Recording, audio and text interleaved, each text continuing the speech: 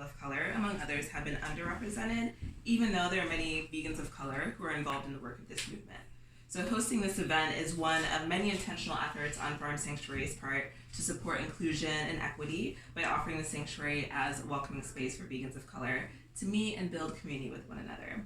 We affirm the value of healing events and spaces. I saw someone refer to that language of like a healing space where people come together of shared identity and are able to meet and build community. So we understand that these kind of events are not about enforcing segregation, but are specifically about healing the impact of oppressive structures and dynamics.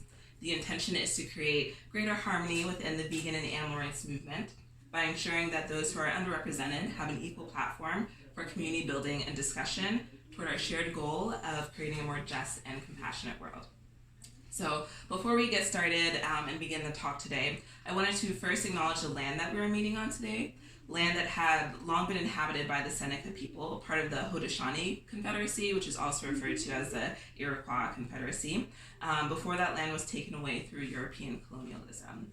It is especially important to acknowledge the history of violence and displacement as we discuss notions of sanctuary, countering oppression, and building more equitable futures on this land and in this country.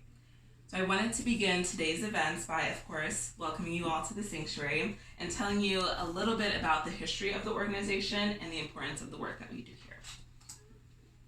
So Farm Sanctuary is a nonprofit farm animal protection organization that provides sanctuaries to farmed animals in need. It got started over 30 years ago in 1986, and it all began with two people. So our two founders, when they first got started, wanted to learn more about how farmed animals were being treated inside of farms. So they would go into farms and places where farmed animals were being kept and would take pictures and video to share with others about how the animals were being treated. Well, one day, back in 1986, they came across a sheep who had been thrown onto a pile of dead animals, even though she was still alive. They rushed her to a veterinarian thinking that she would die, but after receiving water and life-saving care, she was able to start recovering. Well, now that the sheep was feeling better, our founders realized that she wouldn't be safe if they took her back to where they found her.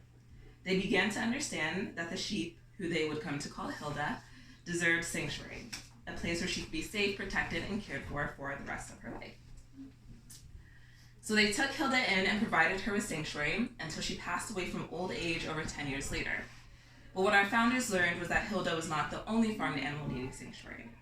They learned that the kind of treatment Hilda faced, where she lived in poor conditions, was not well cared for, and was seen as someone who can simply be thrown away, are common ways that farmed animals are treated. So there were no laws in place to protect Hilda or other animals like her.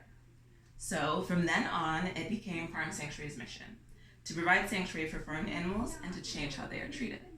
So we provide sanctuary for many different types of farmed animals like goats, sheep, chickens, cows, pigs, turkeys, ducks, and geese. And people can actually come and visit our sanctuary shelters to go on tours, to get to know the animals and hear their stories, as you all will have opportunity to today.